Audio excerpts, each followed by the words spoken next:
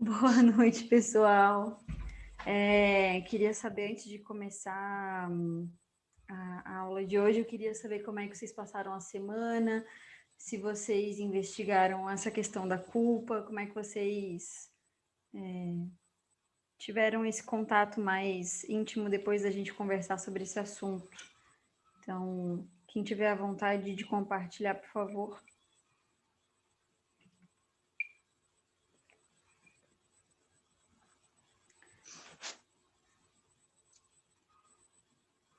Ninguém quer compartilhar? Nem tu, Jorge, quer compartilhar? Não se sentiu culpado essa semana? Sempre eu me sinto culpado. Boa noite. Boa noite. É um condicionamento, não é? Mas a gente procura observar, olhar a mente direitinho, o que está acontecendo e não fazer a mecânica que a mente quer que a gente faça, né? O condicionamento. Mas existe um sensor dentro de todos nós e esse sensor sempre nos leva para nos sentirmos culpados. Se a gente não faz o que a mente quer, a gente se sente culpado. Se a gente faz o que ela quer, a gente se sente culpado também. Então, não há uma saída.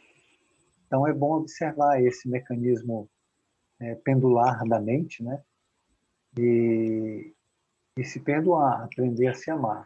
Mas é um trabalho, é um esforço, e eu estou na jornada, né? Tá bom? Como é uma jornada, eu também não tenho pressa. Vou fazendo dentro daquilo que eu posso.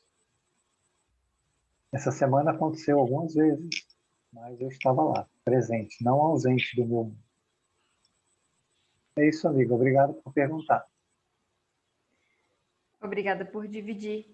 É interessante o teu relato, porque essa semana, sim, claro, né, me senti culpada várias vezes. E dentro dessas culpas, claro, teve uma que me chamou mais atenção, que veio um comentário externo, né, já afirmando alguma coisa, né, e eu pensei, nossa, mas eu nem falei sobre isso e essa pessoa já presumiu isso. E eu me senti culpada por ela estar presumindo alguma coisa que eu não fazia, né? E me veio o impulso já de justificar e de, enfim, né? E aí a Maria até me perguntou, né? Por que que tu vai se justificar? Deu assim, acho que eu tô me sentindo culpada pela pessoa já presumir algo que não é verdadeiro, né? E ela falou assim, então olha para isso, né? Não age com impulso. Então, realmente, assim, essa questão é muito forte. É muito forte o impulso que, assim, da gente já querer justificar ou já querer se livrar da culpa, né? Independente até se você tenha feito algo ou não. Então, eu achei bem interessante e acho bem válido compartilhar isso com vocês, porque é um momento que a gente tem que ficar alerta, né? No sentido de ela vai vir vestida de muitas formas, de muitas facetas, e talvez a gente não consiga entender ela tão prontamente, né? Mas é importante essa questão dessa investigação, de perguntar a si para poder dar continuidade nisso, né? No entendimento desse processo, porque, como o Jorge falou, vai estar presente, sempre. Ultimamente, pelo menos, tem tido mais força ainda. Pode falar, Jorge. Então, Tati, eu queria compartilhar outra coisa com você e com todo mundo, e que isso realmente aconteceu, né? Essa semana, por exemplo, ou semana passada, essa semana ainda estamos na terça, me veio bastante pensamento para fazer várias atividades, né? E quando eu não fazia, aí eu me sentia culpado. E era algo que eu estava até desapercebido, até me causou um certo desequilíbrio psíquico e a nível energético também. E depois de uns 3, 4 dias sofrendo vamos dizer, essa tenacidade do impulso, ele pode ser externo ou próprio meu, né, do meu subconsciente, pelos condicionamentos, é que eu fui descobrir a mecânica disso aí. Então, a minha pergunta é assim, existe uma armadilha também, que é feita pela nossa mente, e que a gente precisa ficar atento, como uma armadilha que foi feita para você. Alguém falando algo, não é, que é para você cair, se sentir mal, e muitas vezes assim, se você não fizer, não for na academia, não fizer aquilo, não estudar, não trabalhar, não fizer direito, todas essas coisas levam você a se sentir culpada, né? Caso você não faça nenhuma delas, ou alguma delas, ou uma delas que não seja, que você não receba reconhecimento dos outros, que também é uma armadilha, não é? Então, a nossa mente, seja a nossa própria mente, né, devido à astúcia que nós estamos mergulhados, ou algo exógeno, algo obsessivo, de um espírito que passa a te induzir a ter esse comportamento ou essas vontades de você fazer várias coisas, porque sabe o mecanismo da nossa mente, e a gente acaba caindo nessa armadilha. E foi muito difícil pegar essa percepção, porque a quantidade de pensamento era muito grande, né? E até você deslocar de um para o outro, e sempre tem um que você se identifica um pouco e fica prisioneira dele, mas sempre querendo. E graças a Deus eu não fiz nenhuma das coisas que ele mandaram, mas foi bem difícil. Mas eu percebi uma certa armadilha, era isso que eu queria compartilhar e ver com você se isso faz sentido. E se alguém mais quiser entrar no bate-papo, criar coragem, né? Por favor, nos ajude aí a entender isso. É isso, amiga. Obrigada. Pode falar, Cris. Não, eu queria compartilhar o que vem passando, né, desse modelo de mãe que a vida exige, entre aspas, né, da gente, que eu faço meio que o contrário disso, né? Isso em certos momentos, me traz um pouco de culpa, porque a gente tem um condicionamento muito grande, né? De que os filhos têm que estudar muito, têm que se dar bem na vida, e esse se dar bem na vida aqui fica entre aspas, né? Para que haja uma reflexão, e, e aí às vezes eu me pego querendo voltar para um comportamento condicionado, de cobrança, de briga, que tem que ser, que tem que estudar, que tem que fazer, e ao mesmo tempo, e aí entra em conflito, né? A Cristiane, o condicionamento, que é o antigo, e o novo, né? Então, a gente sente culpa por alguns papéis, vamos dizer assim, né? Ah, eu tenho que ser uma filha assim, ah, eu tenho que ser uma mãe assim, eu tenho que ser uma irmã assim. Então, só para a gente refletir um pouco sobre isso, que a culpa também está aí em tudo, né? Inclusive nesses papéis que a gente exerce na vida. E é uma coisa que às vezes eu me pego, vamos dizer assim, sofrendo um pouco com isso, né? Com esse conflito. É isso. Não sei se tem mais alguém que sofre com isso, né? Só eu. Eu também queria saber se mais alguém nessa sala que sofre com isso, com essas obrigações, né? No sentido de, se eu não fizer isso, eu não serei uma boa figura, né? Independente se filha, mãe. Eu não posso dizer nada, não tenho filho. Então, é uma experiência que eu não tenho.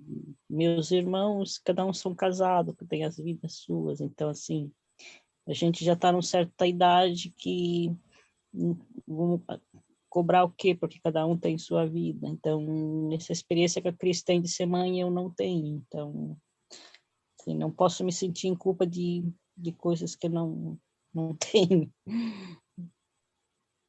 Mas assim, Tinelli, pensando por esse lado, a Cris, eu também não sou mãe de nenhum ser humano, né? Mas dentro das experiências que tu vive e pelo relato que a Cris deu, tu consegue ver aonde algo semelhante do que passa dela com o filho, ou dela com a própria mãe, com o próprio pai, como que isso perpassa na tua vida? Tu consegue ver ou tu não vê semelhança nenhuma? Porque eu sou só filha, né? Porque, eu repito, não tenho filhos. Porque, claro, os pais são preocupados com o futuro dos filhos. É justo e correto que eles sejam preocupados com o futuro dos filhos, né? Porque os filhos foram dados a eles para uma responsabilidade do futuro desses filhos, né? Então, eles respondem perante a lei do homem e de Deus do futuro dos seus próprios filhos. É correto que ela seja preocupada em certos momentos ela cobra desses filhos, né, o esforço maior de estudar, de se preparar, de saber, né? Então é correto que ela cobre deles, porque eles estão crescendo e eles precisam aprender e ser acordado em frente à vida e ser responsabilizado, é correto. Eu não entendo por que ela se sente em culpa disso, né? Claro que, com certeza, ela não vai com agressão, né? Ela vai cobrando dia a dia, né? Essa dos filhos, mas isso todos os pais fazem, né? Porque eu acho que todos os pais querem o melhor para os seus filhos. Nenhum pai quer que o seu filho vai roubar, matar e outras coisas, né? Então é correto que ela cobre. Não entendo porque ela se sente em culpa, né?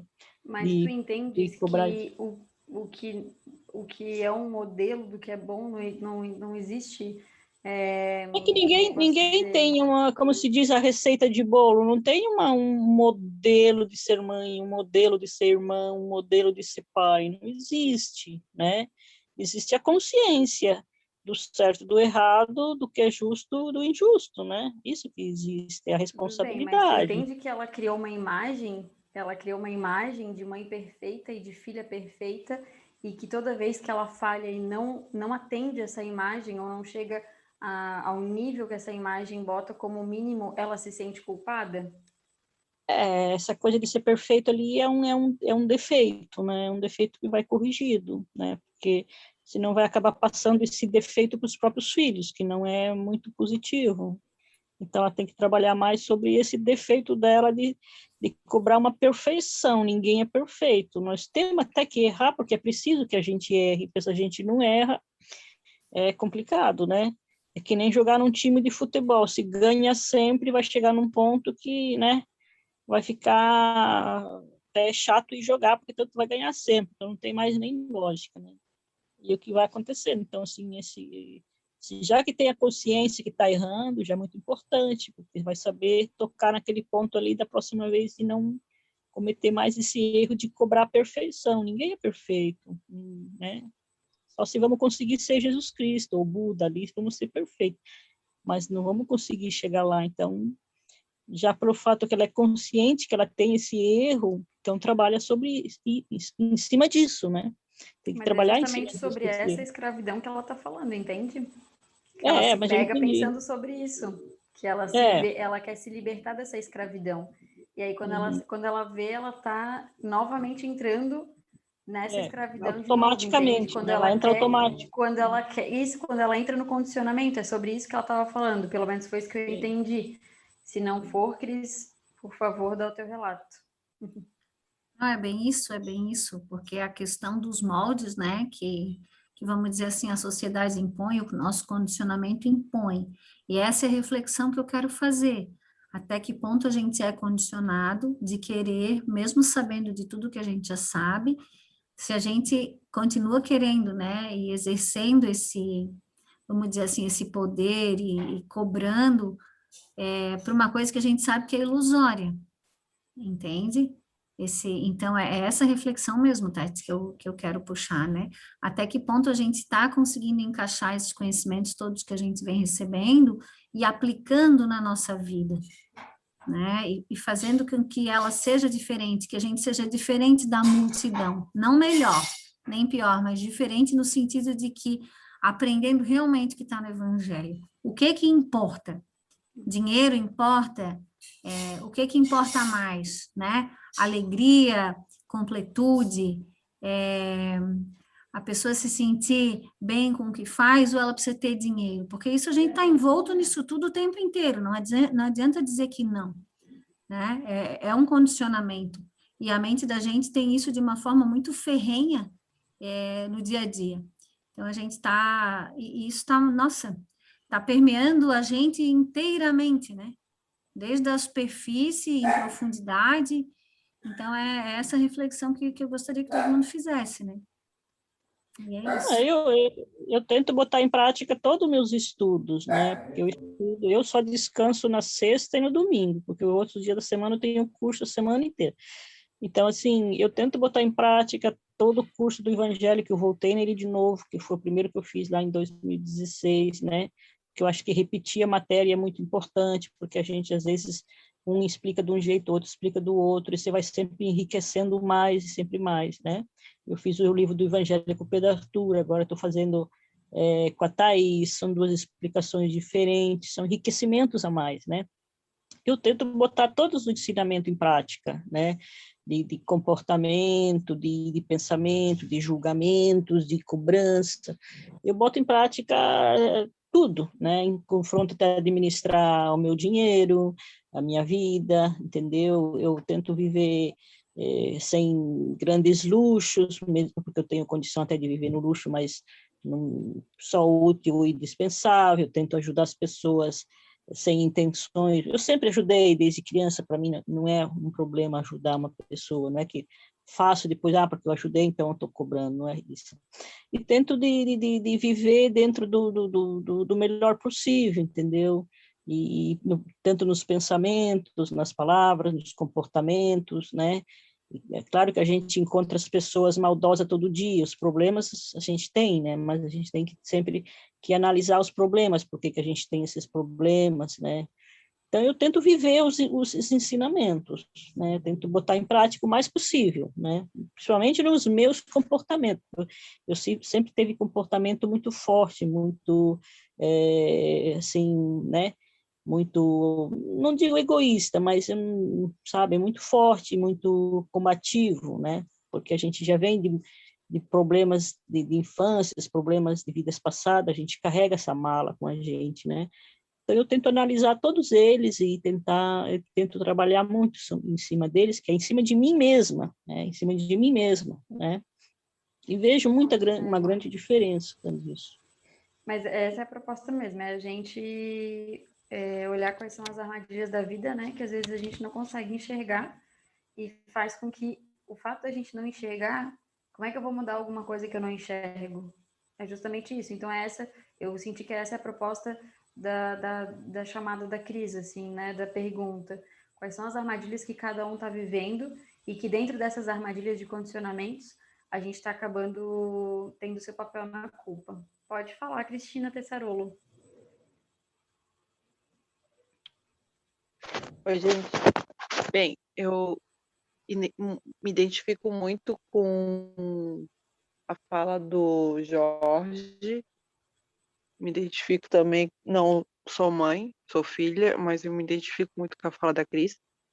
Eu acho que a culpa, ela, pelo menos a mim, ela tá me rodeando uma grande parte do tempo, junto com a frustração e a questão que o Jorge estava falando ali das atividades, né?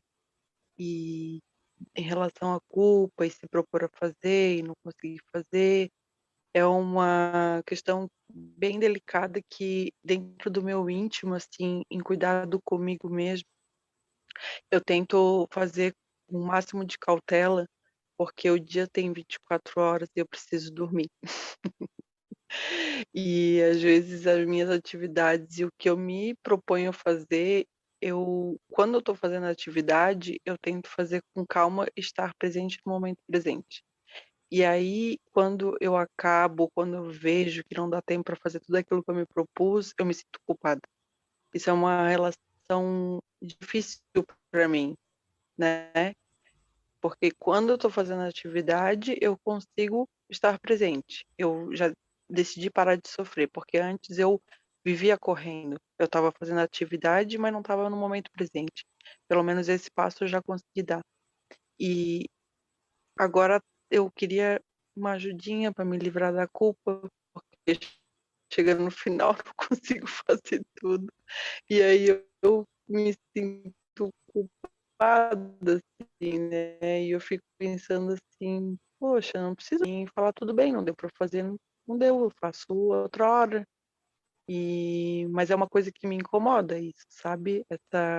Dentro do meu íntimo eu lidar com essa situação. E acho que era isso. Aí eu te devolvo uma pergunta então, tá? Por que tu quer te livrar da culpa? A gente não tem que tentar se livrar de nada, a gente tem que... Na verdade, a gente não tem que nada, né? Mas, à medida que a gente vai estudando, o que eu percebo é essa nossa fuga. A nossa fuga, ela é muito presente em diversos momentos das nossas vidas.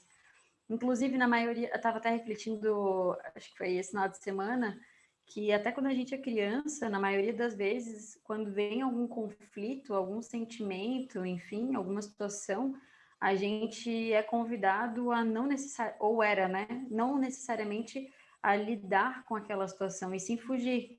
Então, por exemplo, se tem uma criança que começa a chorar, geralmente, pelo menos eu falando por mim, né, e pelas experiências que eu observo, assim, ao longo da minha vida, da tentativa de tirar o foco da criança do que está incomodando ela, e como se fosse uma fuga mesmo, né? Tipo, não olha isso aqui que está doendo agora, faça outra coisa, para que isso dê tempo de ser resolvido e passar sozinho, né? Então, a gente lida com a fuga o tempo todo. Ou a gente luta, ou a gente vai para a fuga. Então, ou é revolta, né? Tiro, porra de bomba, ou a gente não quer sentir nada. Então, na verdade, tudo é necessário para que a gente evolua. E a dor, ela tá aí para isso também, para ajudar na nossa evolução. Então, quando a culpa, ela vem nos incomodar, é importante não que a gente haja por impulso. O que eu posso fazer para me livrar da culpa que eu estou sentindo? Mas sim avalie essa culpa, né? Se ela está acontecendo porque ela é um condicionamento tão forte que não necessariamente eu tenha feito algo errado, mas eu continuo me sentindo culpado, mas que esse seja um momento de reflexão para o meu aprendizado, para que eu saia desse condicionamento, percebem? Então, tudo na vida é riquíssimo para o nosso conhecimento. Ontem a gente estava fazendo Evangelho no Lar e a gente teve um insight muito grande sobre isso também, né? Sobre como a gente realmente não quer sentir dor a todo custo e como a gente reza para que os outros também não sintam dor, mas é através da dor que a gente também evolui. Então, que a gente possa entender o que essa dor significa e que a gente possa, junto com ela, trilhar o caminho de retorno, né? E não basicamente a gente parar de olhar o efeito e ir para a causa. Porque se eu ficar só presa no efeito, naquilo que eu estou sentindo naquele momento, eu não consigo transformar a base do que leva o efeito a acontecer. Então, quando eu fico na superfície, querendo fugir ou querendo lutar, eu não aprofundo para saber o que está acontecendo para eu me sentir assim. Então, independente de condicionamento ou de erros, que a gente se propõe à reflexão, que a gente olhe para todos os condicionamentos que estão acontecendo com a gente. Alguém gostaria de falar mais alguma coisa? Então, só para fechar esse slide aqui, ainda sobre a questão lá do Milton Menezes, que era o psicólogo, né?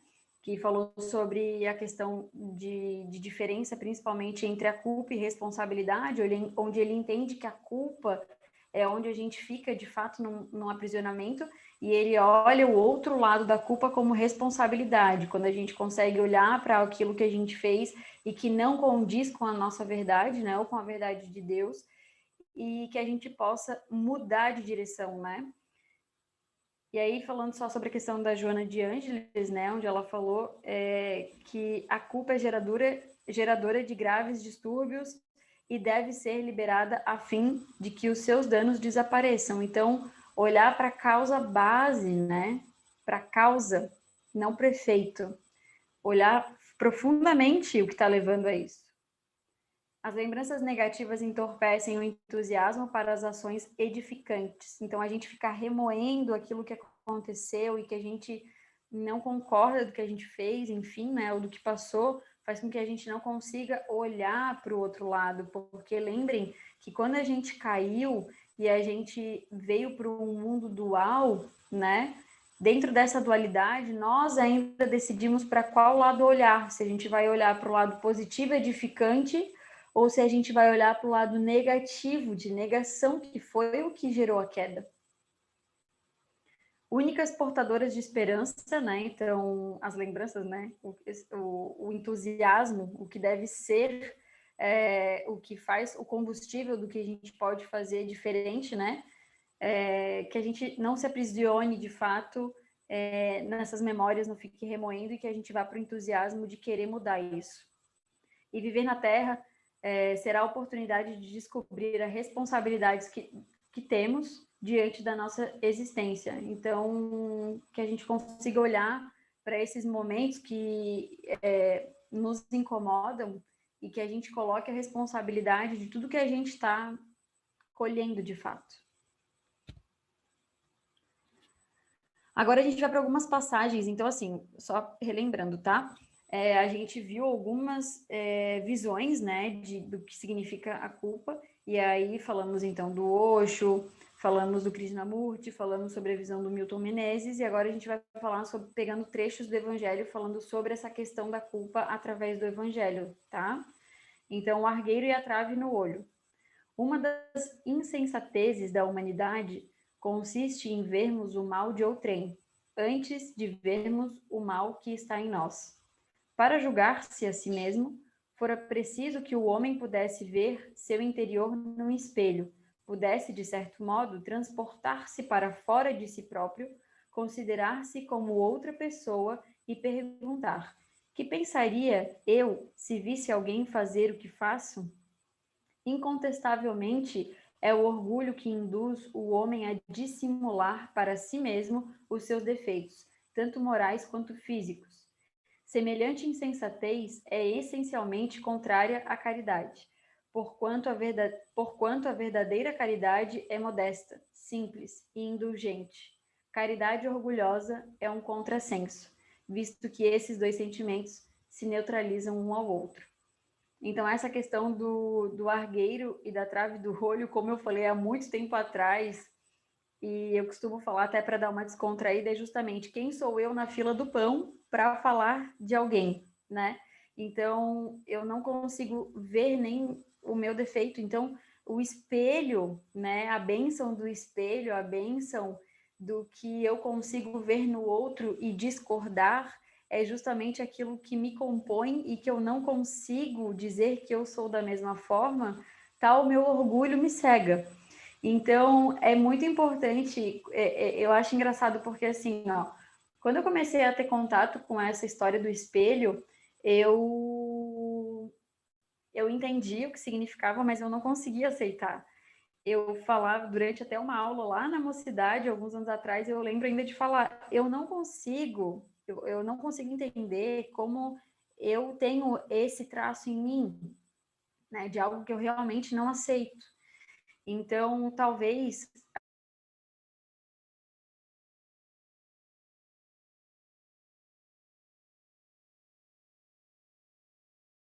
Bloqueou. Parou. Oi, voltei. Não, Voltei. não voltou. Voltou sim. Voltei e Só um vocês pouquinho, ouviram Tinelli, o já quê? está Só para eu voltando. entender. Voltou, nega, voltou. E aonde que eu estava quando travou?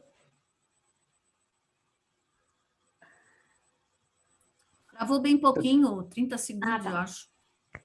Tá. Então, assim, eu estava falando, eu não sei onde parou, né? Mas eu vou continuar aqui. Eu estava falando sobre a minha dificuldade de realmente entender que o espelho do que eu via na outra pessoa era realmente algo que me compunha, né? E não necessariamente em mesmo ato, mas do que significa aquele ato, tá? Então, o argueiro e a trave no olho, né, que é dito no Evangelho, é justamente sobre isso, né? Sobre a gente julgar o outro, sendo que nós somos exatamente da mesma forma que ele. Então, que a gente possa ver o espelho também como uma oportunidade, né, do que o nosso ego, né, que é extremamente orgulhoso, não deixa a gente ter a humildade de enxergar o defeito que a gente carrega. Mas alguém tem essa dificuldade de aceitar que o que vê no outro é um reflexo de si ou só eu aqui mesmo? Só para eu entender assim.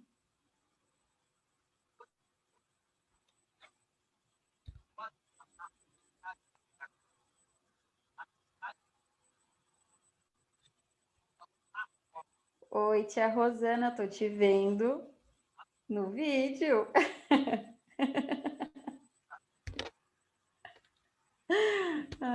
Então, gente, que a gente consiga aproveitar essa oportunidade, tá? Do espelho.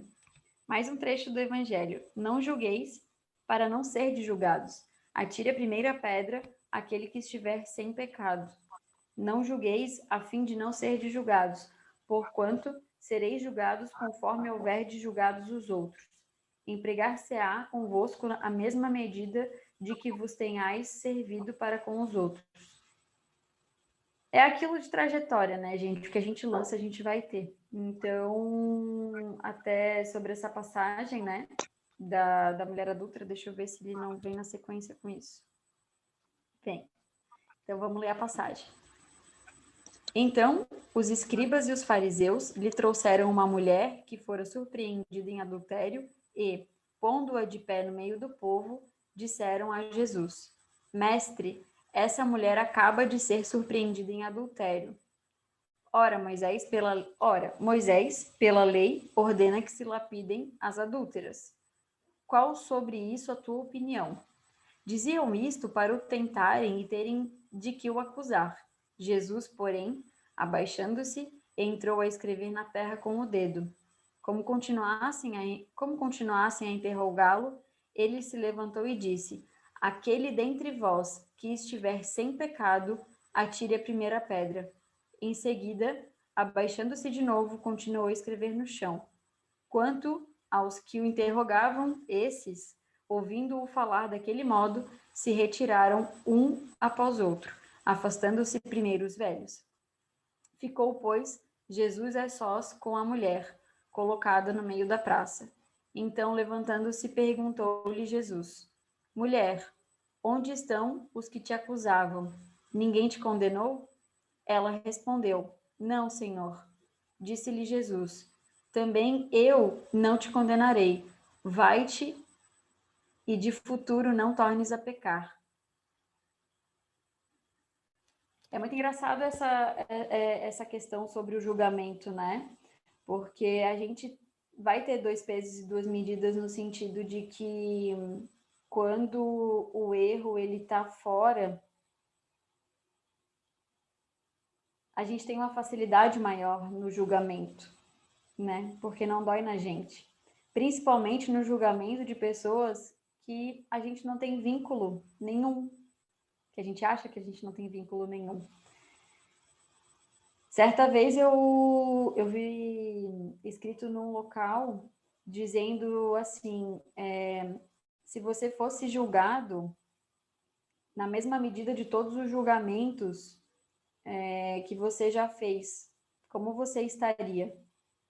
É importante a gente se perguntar isso. É muito importante.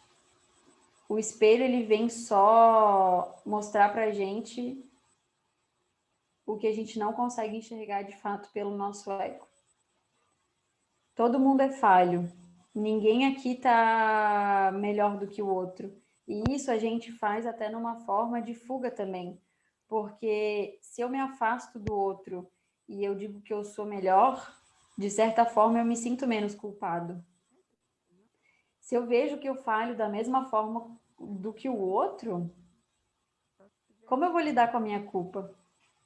Até na aula passada o Jorge falou, né? Que a gente tem essa dificuldade de enxergar os nossos próprios erros porque a gente não consegue se perdoar. O perdão, tanto para conosco quanto para com os outros, ele é importante ser praticado a todo momento, né? Precisa de alguma coisa aqui? Tá. Então, visto todas essas etapas sobre visões diferentes de culpa, né? Inclusive dentro do Evangelho, agora a gente separou essa aula como se fosse uma resolução da culpa, ou seja, a gente entendeu diversas formas como a gente pode sentir a culpa e de como a gente, de certa forma, até lida com ela. Cada um lida de uma forma, alguns têm até dificuldade de enxergar, outros já se sentem extremamente culpados. Então, como a gente pode lidar com a culpa, afinal de contas?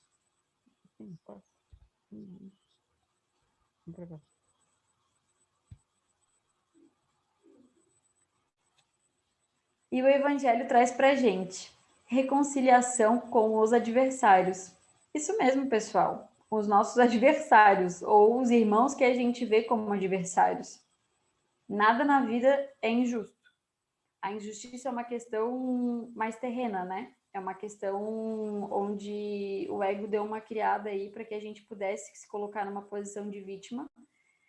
E dentro dessa situação, onde a gente sente injustiça, a gente também, de certa forma, fica congelado dentro da evolução, né? Porque se eu estou numa posição de vítima e eu me sinto injustiçada, por que eu vou mudar alguma coisa? Afinal, eu estou sendo injustiçada.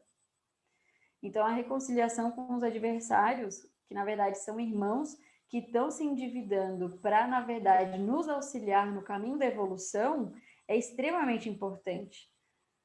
Até a aula da Tati, falando sobre a questão do perdão, falava sobre isso, né? Que a gente precisa quebrar esse ciclo, né? A gente vive em várias vidas, né? A gente viveu e continua vivendo de uma forma repetitiva, porque a gente não consegue entender a importância do perdão, como ele é libertador, né? E essa dificuldade de perdoar tanto a gente mesmo quanto os outros, ela faz com que a gente fique estagnado. E aí, se a gente não perdoa, a gente vê a necessidade de punir. Porque se eu não perdoo, eu acho que o outro ele tem que sofrer porque ele me fez sofrer. E isso é complicado, né? Porque se eu me sinto no direito de punir alguém, eu estou me endividando de novo. Ainda mais se eu puno, de fato, né? O Evangelho nos traz: reconciliai-vos o mais depressa possível com o vosso adversário, enquanto estáis com ele a caminho, para que ele não vos entregue ao juiz. O juiz não vos entregue ao ministro da Justiça e não sejais metido em prisão. Digo-vos em verdade que daí não saireis, enquanto não houverdes pago o último ceitil. Ele fala nesse sentido figurado, de certa forma, né? Mas é exatamente isso, né? Lembra sobre o lançamento, né? Então, o lançamento que tu está enviando é exatamente aquilo que tu vai colher depois.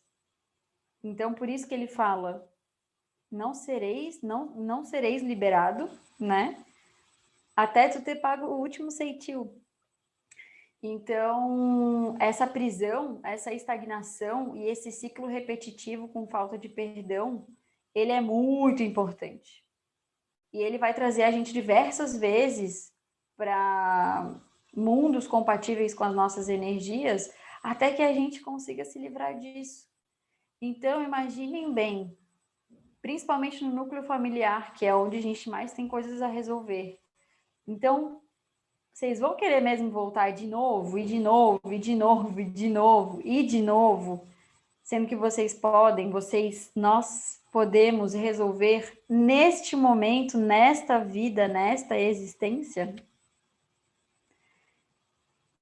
Quando a gente bota essa reflexão, a nossa resposta, a princípio, eu acredito que a maioria, pelo menos, quando pensa exatamente sobre o peso, se consegue tirar um pouco o orgulho de foco, pensa que já quer resolver nessa vida, né?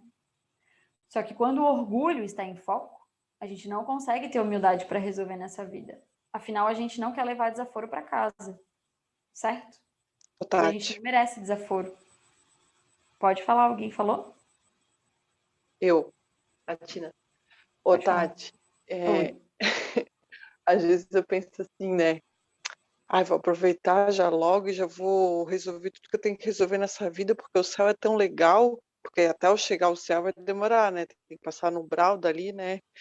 Fazer aquele pit stop. Aí eu falei, pô, tomara que eu chegue logo no céu, quando chegar no céu é tão legal, né? Que eu não vou querer voltar aqui e fazer tudo de novo, ir para a escola, aprender a lidar com a raiva, com a ira.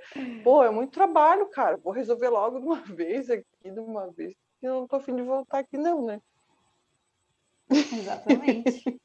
Exatamente. Agora, a pergunta que eu te devolvo é: quais são os passos que tu está tendo para conseguir resolver tudo nessa vida? Não que isso necessite de uma resposta, tá? Essa pergunta é uma pergunta genérica e é para todo mundo. Na verdade, é uma pergunta íntima, que todo mundo deve se fazer. O que eu fiz hoje de diferente do meu condicionamento de todos os, sei lá, no meu caso, 31 anos que eu tô fazendo aqui nessa vida, aqui nessa jornada. A proposta de diariamente a gente ter responsabilidade sobre os nossos atos e fazer alguma coisa de diferente, ela é um passo de cada vez, né? A gente com certeza não vai resolver tudo nessa vida, com certeza a gente não vai resolver tudo nessa vida, mas a gente pode transformar muita coisa nessa vida. E a gente só pode transformar uma única pessoa, nós mesmos. Cada um se transformando, cada um realmente exercendo a vontade que tem de chegar no paraíso novamente, de voltar a Deus novamente. É isso que vai fazer a diferença da jornada, do caminho. Quando eu contei para o meu pai, quando eu conversei com ele sobre isso, né, sobre a queda, ele falou, eu não acredito que eu resolvi esse caminho mais árduo. Eu falei, pois é, todo mundo resolveu aqui, né, esse caminho mais árduo. Ele, pô, a gente poderia estar no bem bom, então. Eu falei, poderia a gente estar no bem bom. E o que é o bem bom, né?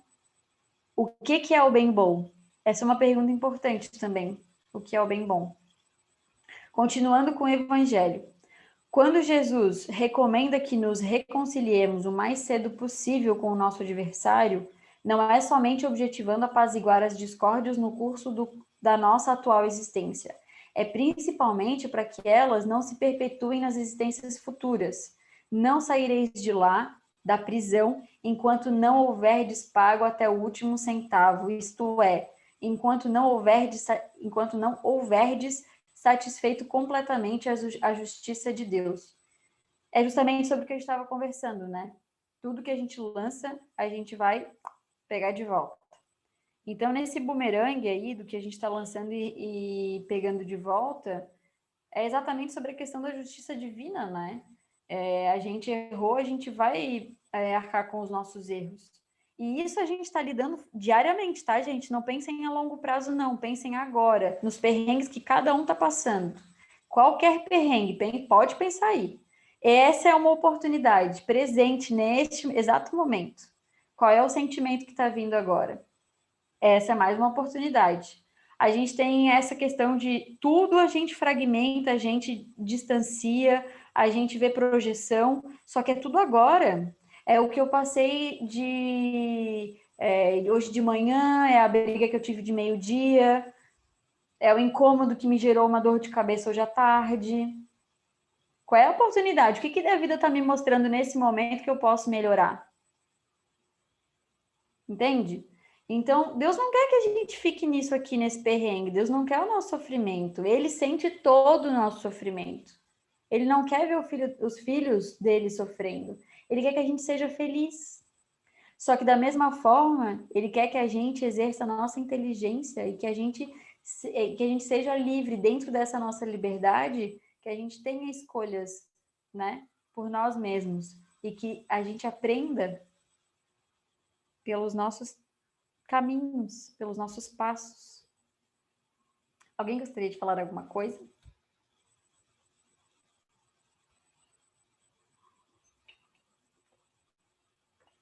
O Evangelho cita que esse pedido de reconciliação também está muito ligado à evolução, uma vez que quando o perdão não é praticado, acontecem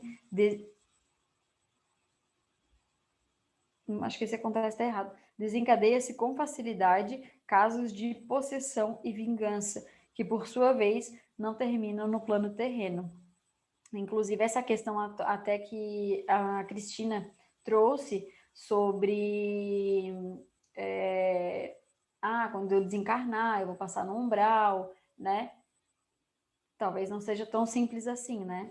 Então, a gente não sabe quanto tempo a gente ainda vai ficar expurgando, ou outros irmãos que vão continuar essa questão de possessão, né? E, querendo ou não, a gente está muito ligado a isso, né? Então, é importante que a gente também mude os nossos sentimentos, a nossa vibração, porque a gente não está captando coisa aí de graça. A gente atrai, né? A gente permite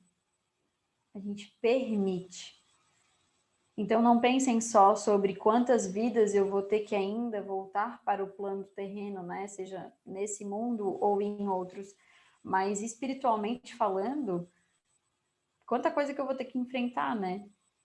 De forma consciente, inteligente, eu tenho certeza que ninguém quer sentir dor, ninguém quer passar por perrengue. Eu tenho certeza absoluta.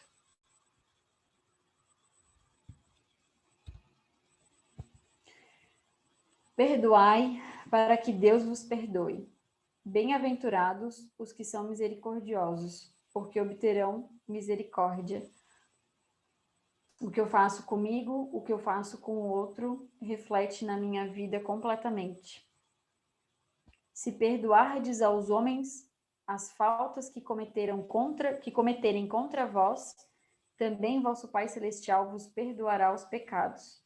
Mas se não perdoardes aos homens quando vos tenham ofendido, vosso Pai Celestial também não vos perdoará os pecados. E tudo é uma questão de inteligência, né? Deus é lei. Então, essa lei permeia tudo que a gente vive. Não é porque Deus quer castigar a gente. Deus não quer castigar a gente. Mas a gente escolhe como a gente vai aprender.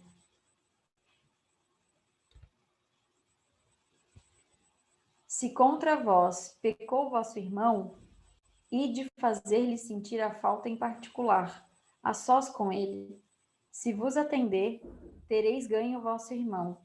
Então, aproximando-se dele, disse-lhe Pedro: Senhor, quantas vezes perdoarei a meu irmão quando houver pecado contra mim? Até 7 vezes? Respondeu-lhe Jesus: Não vos digo que perdoei até 7 vezes, mas até 70 vezes 7 vezes.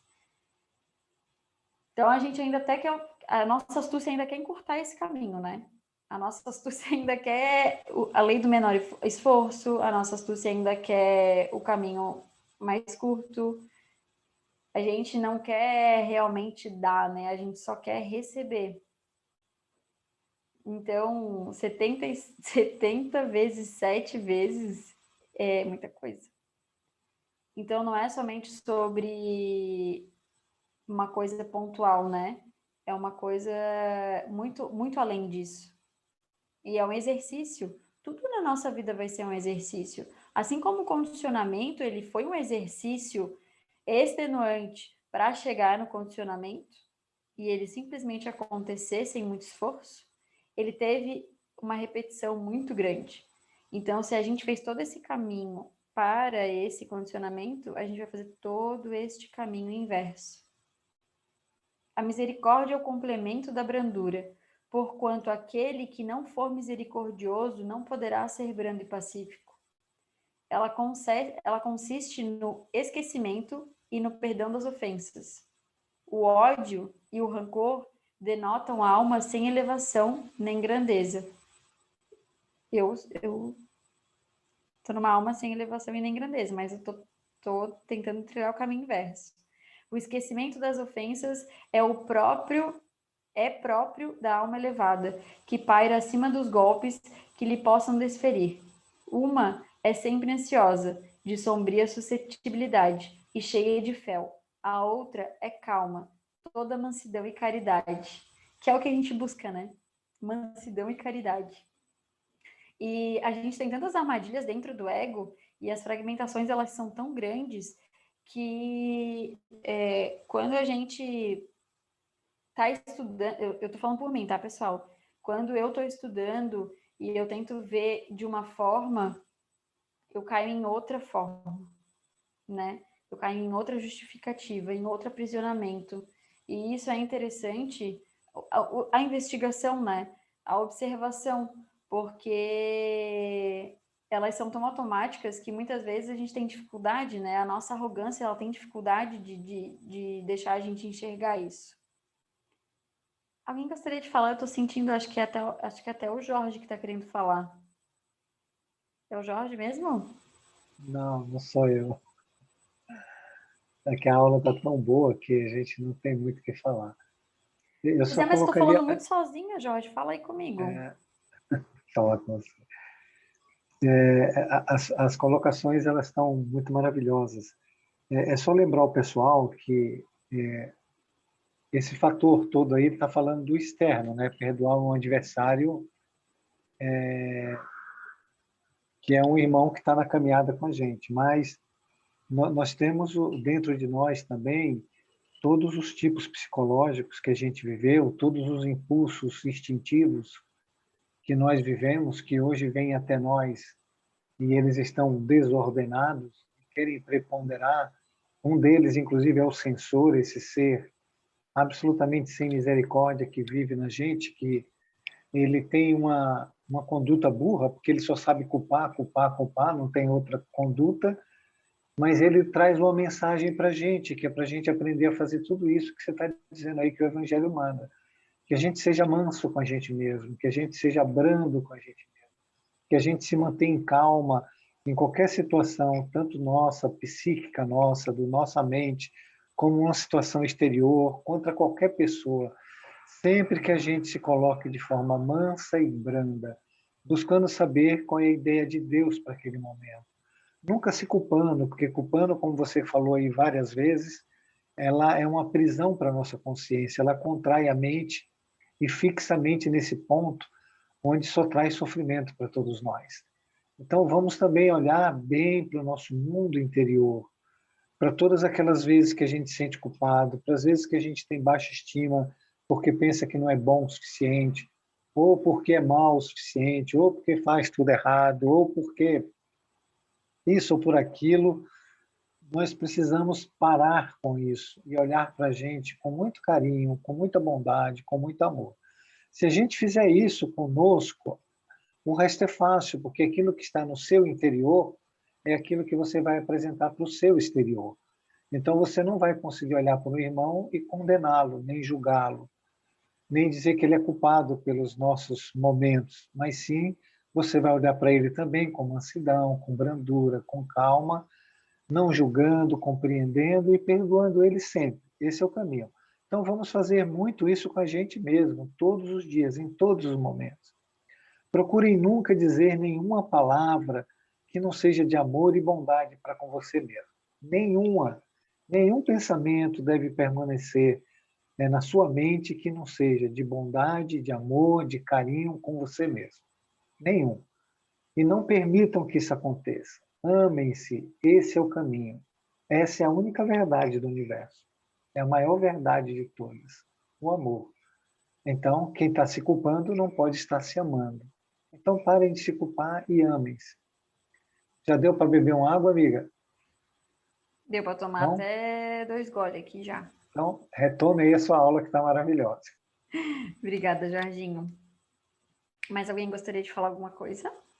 Estou todo ouvidos.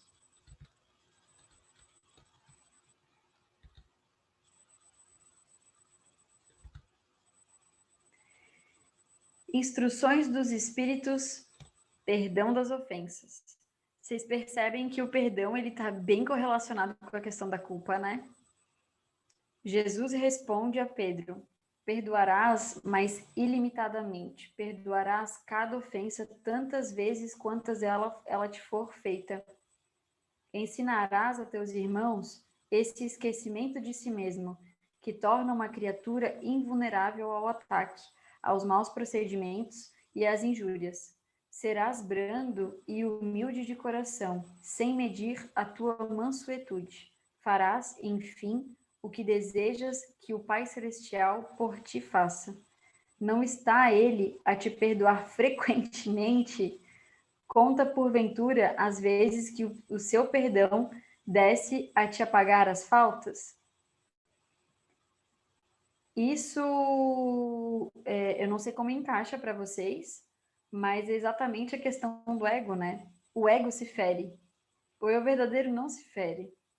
É o ego que é aprisionado em imagens. É o ego que não quer falhar a nenhum custo. Ele já falhou, na verdade, né? E ele não aceita que ele falhou. E é isso que dói na gente. Dói quando a gente fica completamente aprisionado no ego e quer segurar ele de qualquer forma. A gente fazer isso dói. a gente soltar ele também vai doer um pouquinho, porque até a gente entender que existe uma outra forma, a gente também vai se distanciar. O novo de fato, ele causa uma certa insegurança, que quem procura segurança, inclusive, também é o ego, porque ele não acredita, né? Ele sempre está desconfiando.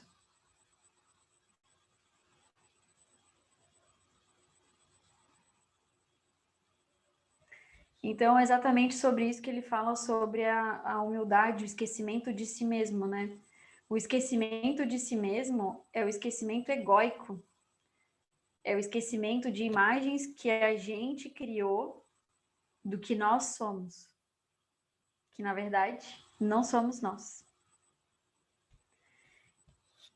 Essa imagem, ela nem sempre vai ser tão fácil, né, da gente largar. Afinal, a gente preza muito por ela. A gente preza muito por não ser falível.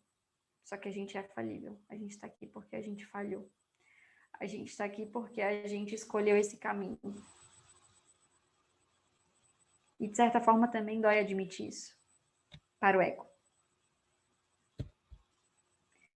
Ide, meus bem-amados, estudai e comentai essas palavras que vos dirijo da parte daquele que do alto dos esplendores celestes vos tem sempre sob as suas vistas e prossegue com amor na tarefa ingrata a que deu começo faz 18 séculos. Vocês percebem a profundidade dessa frase? Sobre estudem, saiam da ignorância, saiam da automaticidade, saiam dessa prisão, acessem o eu interior de vocês e transformem isso em novos espelhos e façam com que os irmãos de vocês também vejam vocês como exemplo. 18 séculos. Isso é bastante coisa. Perdoai aos vossos irmãos como precisais que eles vos perdoem. Se os seus atos pessoalmente vos prejudicaram, mais um motivo aí tendes para serdes indulgentes, porquanto o mérito do perdão é proporcionado à gravidade do mal. Nenhum merecimento teríeis em relevar os agravos dos vossos irmãos, desde que não passassem de simples arranhões. A gente quer controlar tanta coisa que a gente quer controlar até como vai ser o nosso caminho evolutivo, né? E aí a gente quer encurtar ele de todas as formas, a gente tem pressa, a gente não quer passar por essas questões, a gente não quer largar o que é conhecido para a gente, para realmente acessar o que de fato nós somos. Então, ele fala, é bem como o Jorge falou, né? Ele fala muito do externo para que o interno possa acontecer. Porque, querendo ou não, essa questão da projeção do espelho, ela é muito mais comum. Porque, como arrogante que somos, fazer isso de forma interior, às vezes tem uma certa dificuldade. Então, como é muito mais automático e fácil da gente julgar um erro externo, seja onde você está incluído ou não, no sentido de alguém errou comigo ou alguém errou com alguém que, sei lá, eu conheço, entende? O julgamento, no final das contas, ele vai ser o mesmo, né? Você julgando quando é com você ou não é com você. Mas o espelho, ele é um instrumento absoluto, né? E um instrumento que faz com que a gente tenha um acesso diariamente, porque eu não sei vocês, mas a gente está o tempo todo julgando, né? Eu estou o tempo todo julgando. Estou o tempo todo julgando se eu concordo com aquilo, se eu discordo daquilo. Então, lembrem que o julgamento, ele é um afastamento que dificulta essa internalização, sabe? Esse entendimento real de que aquilo ali é uma projeção e é o que eu faço também comigo. Então, assim, a gente tá falando, né, sobre... Eu sempre repito isso, assim, porque eu acho que é de muita valia, mas quando eu falo, sei lá, eu vejo algum erro, vou falar comigo, né? Alguém errou comigo, eu falo, não, espera, Deus é justo, o mundo dá voltas. Essa pessoa, ela vai ter o que ela merece. Eu penso nisso como uma forma de justiça. E eu esqueço que exatamente o que eu estou passando é uma justiça. Que exatamente o que eu estou recebendo é uma justiça. Que provavelmente o que eu fiz no passado faz com que eu esteja colhendo isso agora. O que eu julgo um erro do meu irmão. Então, essa questão da misericórdia e da compaixão, ela tem que ser muito praticada internamente, mas talvez, eu acredito que até o Evangelho esteja falando mais sobre essa questão externa, porque é uma das coisas que a gente mais faz, essa projeção de separação para que a gente possa julgar o outro, dizer que o outro faz aquilo e eu não, porque se eu estou julgando é porque eu me acho melhor do que o meu irmão, então eu me separo dele, eu não consigo entender que eu estou no mesmo patamar do que ele, e então eu me sinto bem nesse julgamento. Vocês estão concordando com o que eu estou falando? Vocês estão conseguindo internalizar isso? Vocês sentem Sim, isso também? sim. Aí tem esse meme, né? Sim. Obrigada, gente. Tem esse meme, antes da indulgência e depois da indulgência. Tipo, eu ali sofrendo, queimando, e depois da indulgência eu tendo uma vida mansa, tendo uma vida leve, tendo exatamente aquilo que a gente sempre procura, porque a gente quer felicidade. Essa é a nossa busca, esse é o nosso combustível. A gente quer o amor, a gente quer a plenitude, mas a gente não quer fazer por onde. Perdoar aos inimigos é pedir perdão para si próprio. Perdoar aos amigos é dar-lhes uma prova de amizade. Perdoar as ofensas é mostrar-se melhor do que era. Perdoai, pois, meus amigos, a fim de que Deus vos perdoe. Porquanto, se fordes duros, exigentes, inflexíveis, se usardes de rigor, até por uma ofensa leve, como querereis que Deus esqueça de que cada dia maior necessidade tendes de indulgência? Ou seja, quanto mais trajetória eu lanço do mesmo, mais julgamento, né? Mais eu me aprisiono em situações do que eu vou ter que passar para ter a prova disso. Porque, afinal de contas, por que eu colho o que eu planto? Porque eu preciso entender o que eu estou plantando. Eu preciso palpar, experienciar, eu preciso viver isso para saber que é ruim. Porque se dói em mim, dói no outro também. Então, é exatamente isso, né? Eu preciso viver essas experiências para eu ter compreensão, para eu ter discernimento, para eu conseguir mudar. Então, eu sei que é muito fácil a gente ficar falando, né, dando conselhos, e quando é com a gente, o negócio ele já muda de quadro, né? Mas tenta internalizar esse mantra. E esse mantra é do perdão mesmo, né? E, de novo, eu peço para vocês colocarem uma imagem, da mesma forma que da última aula eu sugeri, né, que vocês pensassem numa imagem quando vocês se sentissem culpados, para que vocês pudessem ter um momento de mansidão, de internalização, de perdão. Então, eu peço para que vocês também façam uma imagem no momento que algum irmão fizer com vocês aquilo que vocês não gostam, para que vocês lembrem disso, né? Eu estou passando algo que eu preciso passar e eu preciso expurgar. Para que a gente, no momento do turbilhão, daquele condicionamento, porque a raiva, a resposta impulsiva também é um condicionamento.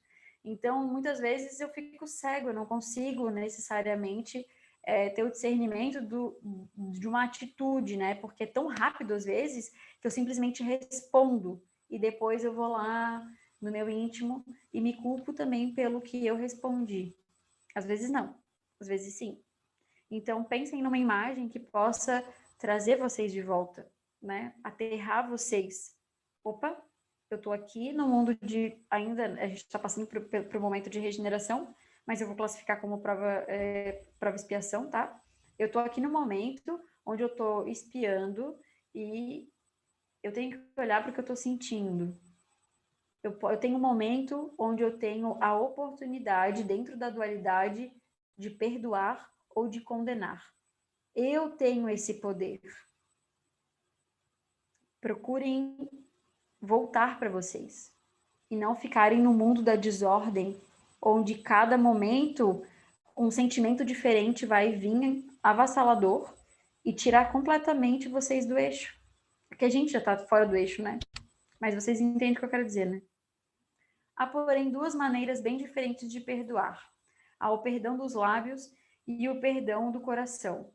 Muitas pessoas dizem com referência ao adversário, eu lhe perdoo, mas interiormente alegram-se com o mal que lhe advém, comentando que ele tem o que merece. Ou seja, às vezes a gente mesmo fala, né? O mundo dá voltas. Ou a gente fala, o mundo não dá voltas, ele capota. E aí, o que a gente está exercendo afinal? Até o Evangelho fala sobre isso, né? Sobre a figura que a gente mostra socialmente e o que a gente realmente é. Porque, às vezes, a gente está lá no meio das pessoas, né? Sei lá, com um adversário, um inimigo, e tá sorrindo para ele, tudo bem. Dá as costas e a gente começa a falar mal dessa pessoa. Então, quem realmente nós somos, né? O que a gente realmente está cultivando dentro disso? Tati? Pode, por favor. Voltando ali à questão da indulgência, aquele memezinho do sapinho, né? Uhum. Na verdade, a indulgência é sinônimo de perdão, de clemência, e na verdade é tudo amor, né? E é um sentimento muito divino. E às vezes a gente fala tudo isso da boca para fora e não consegue sentir, por conta da aceleração mental que a gente tem e do condicionamento que a gente tanto fala. E aí a gente, quando tu falas assim, né, vamos imaginar uma imagem é bom, né? Mas pensar em alguma coisa que traga a gente faça com que a gente veja a realidade, né?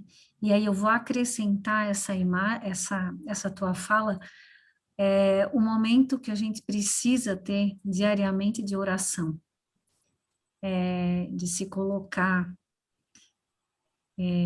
como filho de Deus, recebendo toda essa força que vem do alto, e vem uma força muito grande do alto, basta que a gente esteja receptivo, né? E aí o que é estar receptivo? Cuidar dos pensamentos, que tipo de alimento eu dou para minha alma, e se colocar 5 minutos por dia, 15 minutos por dia, se recolher mentalmente, né, seja onde for, e para que a gente consiga estar no leme, estar no comando da nossa vida, e não se deixando levar por qualquer impulso.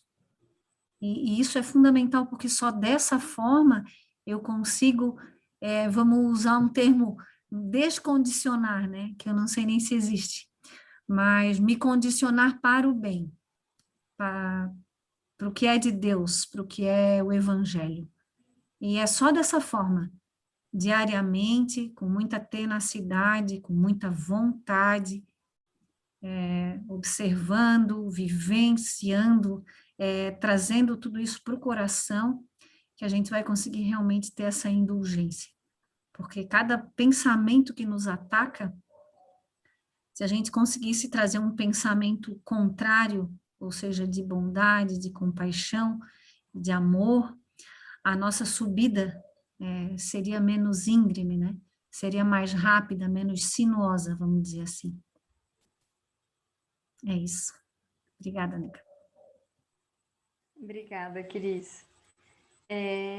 Junto com a tua fala, eu também gostaria de só adicionar que a oração, por muito tempo eu entendi que oração eram palavras repetidas, né? E por muito tempo eu orei sem sentir a oração. A oração, hoje em dia, para mim, ela é exatamente isso, é esse contato com Deus. É um momento onde eu estou conectada.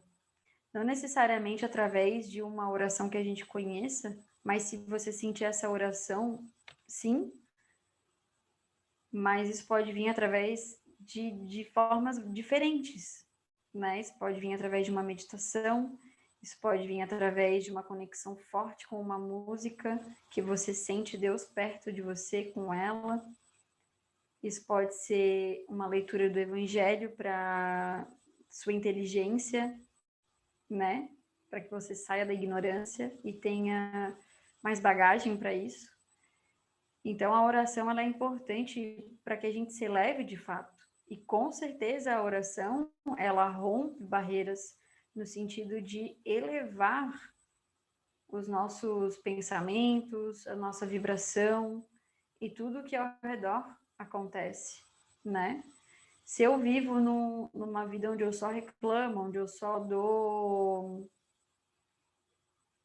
olhos e ouvidos e direcionamento para temas e, enfim, atitudes que baixem a minha frequência, eu vou me distanciar de Deus, né? E automaticamente de mim mesmo.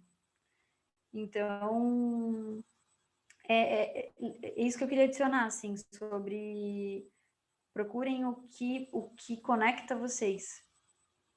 Procurem o que conecta vocês. Agora a gente vai falar sobre a técnica funcional da lei de Deus.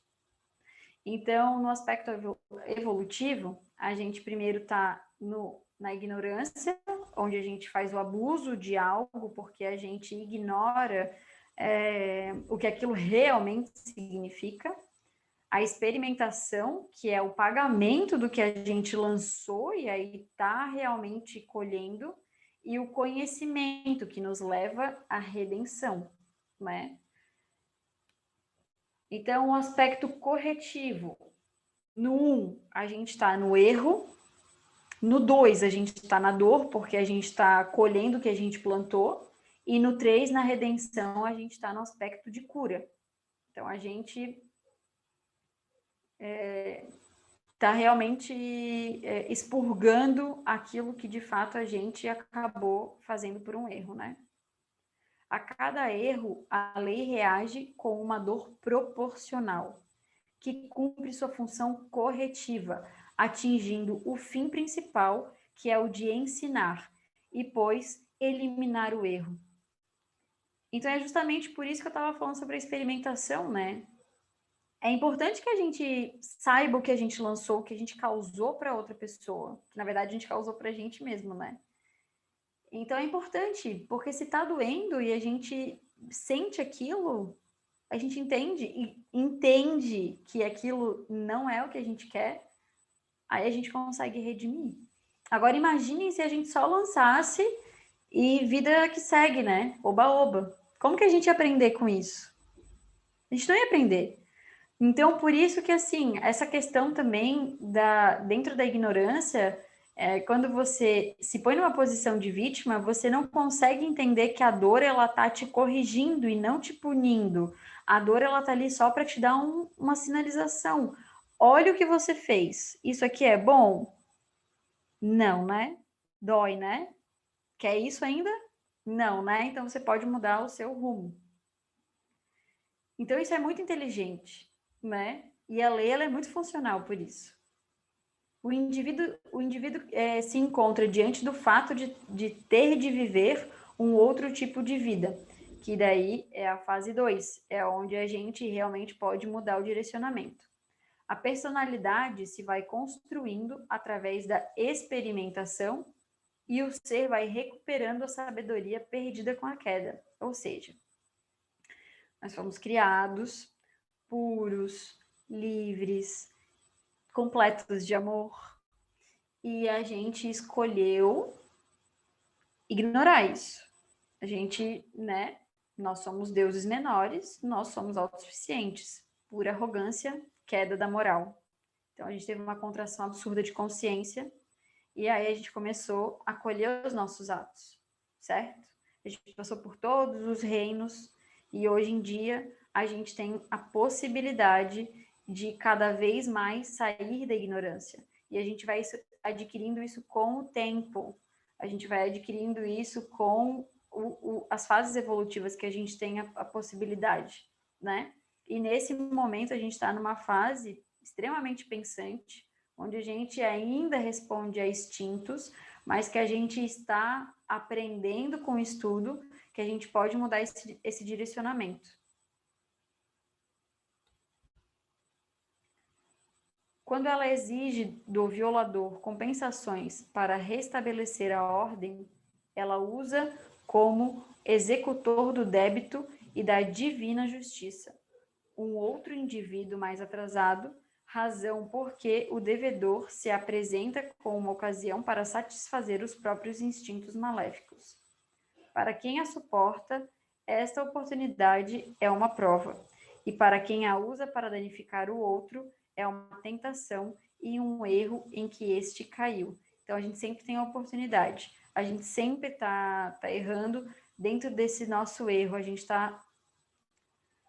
está revivendo a nossa queda diariamente, né? Dentro do mal, a gente viu isso sobre a aula do mal, né? Dentro do mal, a gente está escolhendo novamente a queda, ou seja, negando a Deus, e a gente tem a perpetuação disso. E a gente faz isso diariamente em várias escolhas que a gente tem. Então, é importante que a gente observe as nossas escolhas e o caminho que a gente está tomando, né? Junto com essas escolhas. O mal é culpa e débito para pagar depois a lei. Nas mãos de quem o recebe é instrumento de redenção e pagamento da dívida à lei.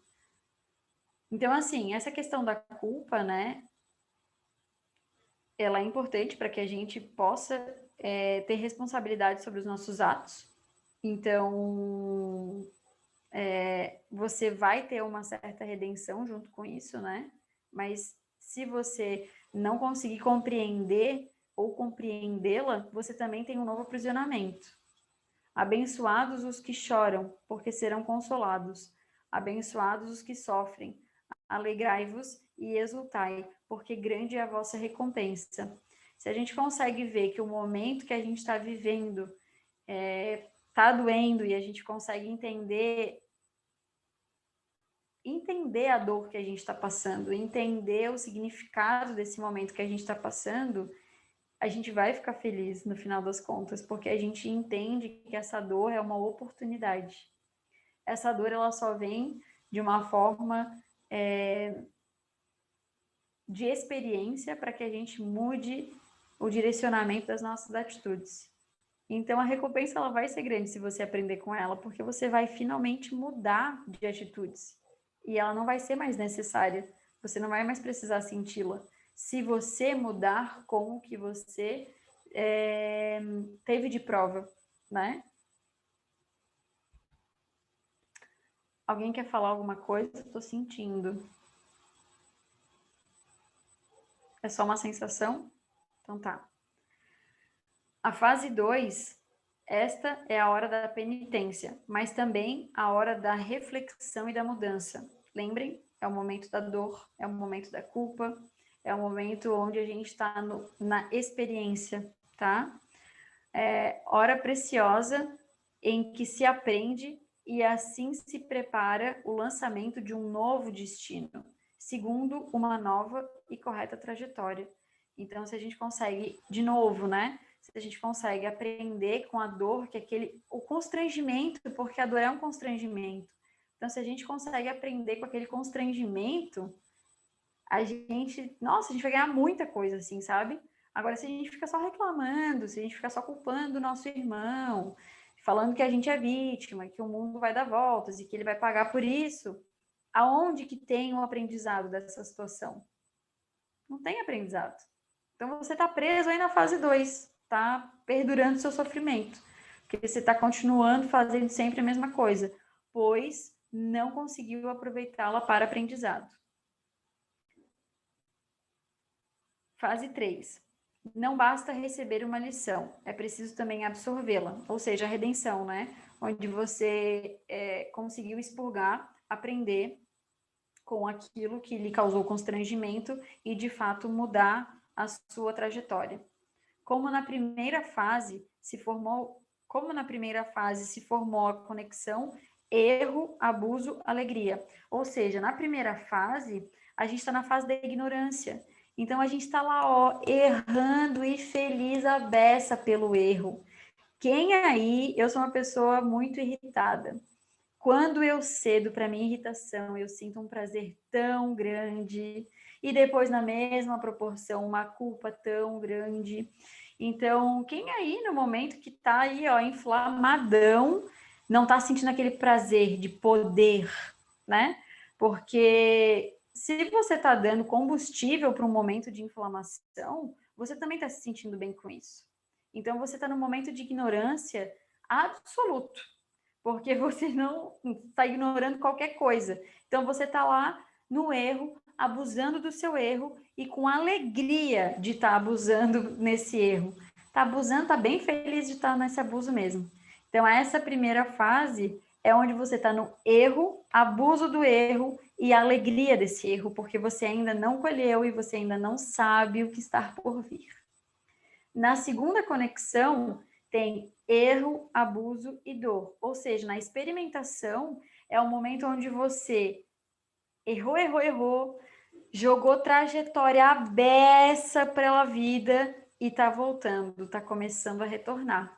E isso às vezes demora, tá, gente? Até na questão do livro Pensamentos do Pietro Baldi, ele fala sobre isso, que muitas vezes a gente acha que a gente está num mundo de injustiças porque a gente vê o nosso irmão, sei lá, pensem aí, fazendo um monte de injustiça e ainda numa posição onde a gente acha confortável, onde ele está tendo alegria. Só que, na verdade, ele só está na primeira fase. Não significa que o mundo é injusto, significa que ele está na primeira fase, onde ele está abusando, onde ele está persistindo no erro, e aquilo ainda causa alegria para ele. Então, a gente esquece que às vezes demora um tempinho para que esgote completamente essa... Me esqueci a palavra agora. Você esgota toda essa possibilidade dessas trajetórias, tá? E você fica, por isso o abuso, porque você não esgotou ainda todas as possibilidades disso, e você não vê o sofrimento do seu irmão. Mas não significa que esse sofrimento não virá em outra vida, porque quando a gente tem esse pensamento de que o mundo é injusto e que eu tenho um irmão que está no erro, abuso, alegria, a gente esquece que essa vida aqui é finita, mas que a vida verdadeira, ela é infinita. Então, a gente vai reencarnar outras vezes e a gente vai vir pagar nossos débitos. Então, nessa segunda fase, você já esgotou todos os lançamentos, você já está recolhendo isso. Então, você já está sofrendo, tá? Então, está na hora da penitência realmente. E a fase 3, que é a fase de redenção, que ele fala ali, né? Opa, eu errei aqui. Assim, na terceira fase, se forma a conexão entre ordem, dever e alegria, que é o erro, a expiação e a redenção. Então, na fase 3, você realmente organizou aquilo, colocou ordem no seu mundo, conseguiu aprender com aquilo que você lançou e tomou um rumo diferente. Isso não necessariamente vai acontecer em uma vida somente. Com certeza existem várias coisas que a gente está aqui, ó, no erro, abuso e alegria, só no lançamento de trajetórias, e em outras questões a gente já está na dor. E em outras questões a gente conseguiu já uma certa redenção. Então, tá tudo junto e misturado. Não necessariamente tem uma coisa só acontecendo nessa vida. Então, o grande ciclo de queda e reconstrução, ele acontece pelo 1, queda involutiva. 2, posição negativa do sistema derrotado, né? Caído, culpa. 3, com a evolução salvadora, o retorno. Então, 1 foi aonde simplesmente a gente ficou no abuso, alegria, que foi a nossa queda moral de contração. O 2, ele faz isso, né, que é onde a gente está ali sofrendo, e o 3, a gente conseguiu expurgar de forma a salutar da evolução, para que a gente consiga voltar ao Deus Uno todo. Terapia dos destinos errados pela correção das trajetórias mal orientadas. Então, a gente vê aqui o ciclo da redenção. Resumido, ignorância, que é a fase inicial do erro. A gente está lançando trajetória errada e está feliz da vida. Depois a gente tem a experimentação, que é a fase curativa, que é a fase da dor, que é a fase corretiva, que é o significado real da dor, não punitiva, não aquela culpa que congela a gente. E depois a gente tem a fase de redenção, que é o conhecimento, que é a fase resolutiva e finalmente da cura, que é a trajetória justa. Então tem o erro, abuso, alegria. Então, né, no ciclo da ignorância tem o erro, abuso, alegria. A dor existe para causas, né? Na fase da experimentação, que é a fase curativa, que é a fase expurgatória, que é a fase onde você está vivendo aquilo da dor, você está colhendo aquilo, está espiando aquilo. É o erro, abuso, dor, que é o aprendermos a não semear. Isso está errado. Está errado ali. E a terceira fase, que é o erro, dor e redenção, que é onde a gente finalmente consegue expurgar. Acho que a gente conseguiu entender bem isso, né? Se vocês não entenderam, por favor, me perguntem para que a gente possa falar sobre o assunto. A dor existe para aprendermos a não semear as suas causas. Então, lá, como eu falei no início da aula, a gente às vezes esquece da real importância da investigação, de a gente não tapar buraco, né? Não tapar o sol com a peneira, não tapar o sol com a peneira de fato, que é indo no efeito, e sim a gente ir na causa, para a gente conseguir entender o que a gente tem que melhorar. E entender que todas essas fases aí estão acontecendo com todo mundo, e todo mundo está vivendo aí tanto alegrias, errando, dores que estão fazendo com que a gente enxergue de outra forma e em outros redimindo aquilo que já foi lançado em muitas reencarnações atrás. Mas o que é certo e o errado, como sabê-lo? Diante dessa dúvida, tão antiga quanto universal, na questão 632 de O Livro dos Espíritos, Allan Kardec questiona a espiritualidade maior. O homem que está sujeito a erros não pode se enganar na apreciação do bem e do mal e crer que faz o bem quando na realidade faz o mal? Resposta: Jesus vos disse: vede o que quereríeis que fizesse ou não fizesse para vós. Tudo está nisto. Não vos enganeis. E assim, gente, faça com o outro, resumindo, né? Faça com o outro aquilo que você gostaria que fizesse com você. Por um tempo, eu caí numa certa astúcia de que as pessoas são diferentes e que nem sempre isso caberia para todo mundo. Mas isso é simples, né?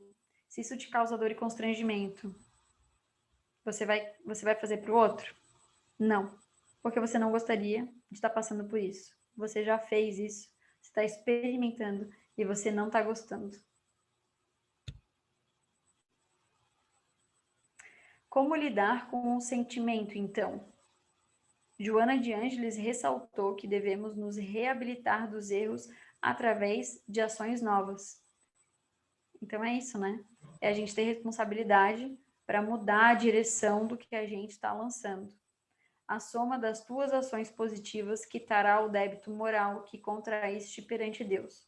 As novas ações resultarão em ações positivas e os pensamentos serão enobrecidos e renovados.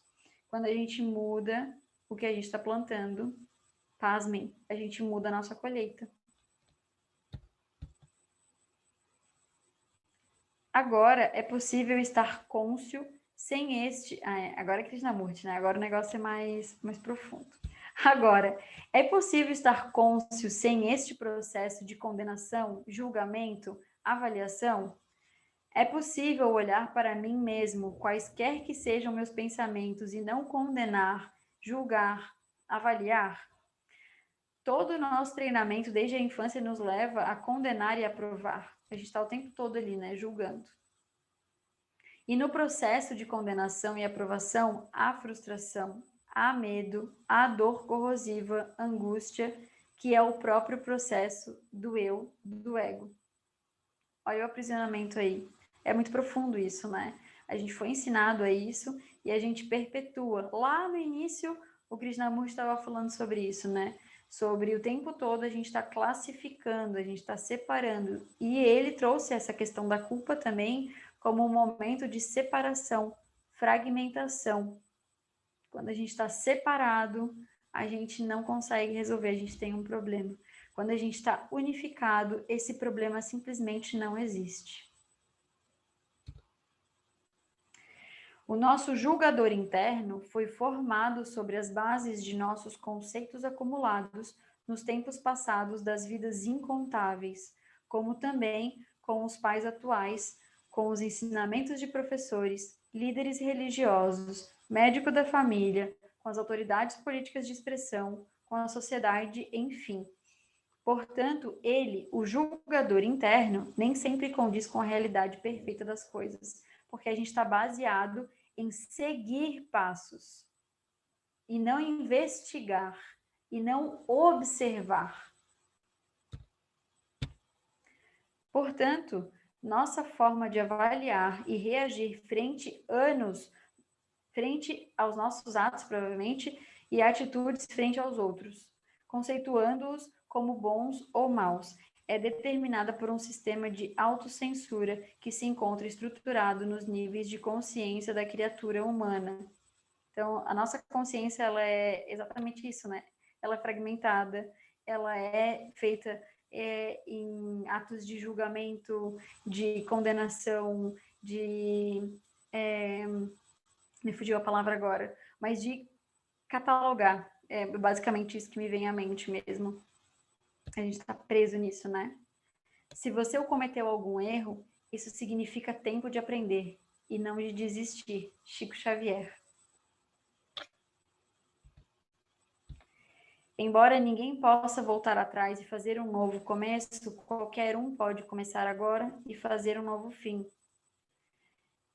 Que essa aula tenha trazido para a gente combustível para que a gente continue estudando, para que a gente entenda a culpa com outros olhos, que a gente entenda que o que a gente fez, agora não tem mais o que fazer com aquilo que a gente fez, mas que a gente tem total liberdade de mudar os nossos atos.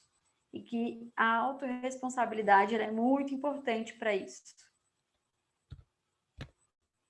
É essa aula que eu queria dar para vocês, então. Obrigada, gente.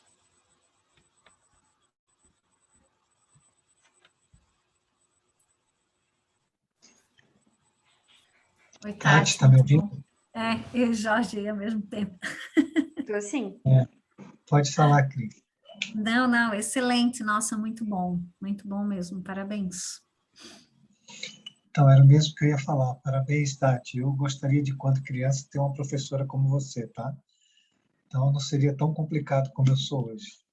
Foi uma aula muito maravilhosa, muito esclarecedora, e que venham outras, né? Tá bom? Um abração para você. Oi, Tati, só queria dizer que a aula foi incrível, tá? Muito obrigada mesmo. Amei. Bastante aprendizado hoje, bastante reflexão. Então tá, gente. Mais alguém gostaria de falar? São 9h, então. Alguém gostaria de encerrar para nós?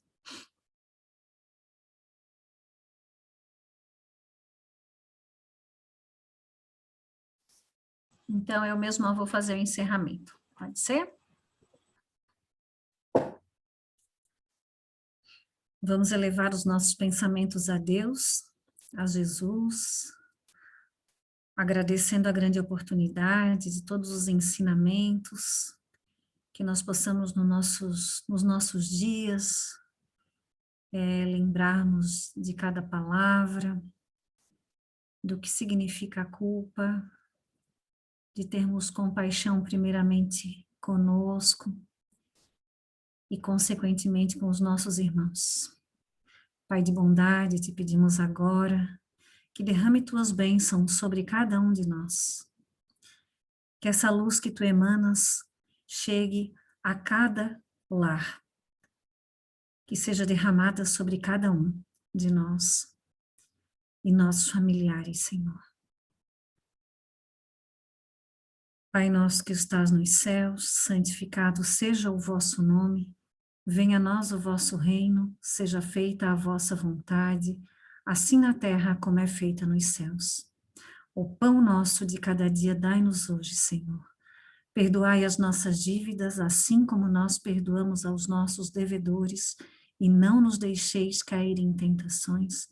Livra-nos, Senhor, de tudo que seja mal. Com essa prece, damos por encerrada a nossa aula de hoje. Muita paz a todos. Um abração, Obrigado, gente. Quinta-feira tem aula, né? Compareçam. Boa noite. Boa noite, Boa noite, obrigado, obrigada. gente. Obrigado, Tati. Obrigado. Obrigada.